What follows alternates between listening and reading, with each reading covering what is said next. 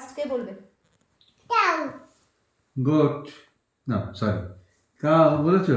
cow, goat, cow, doggy, cow, goat, doggy, tiger, cow, doggy, elephant, আস্তে আস্তে cow, goat, doggy, tiger, elephant.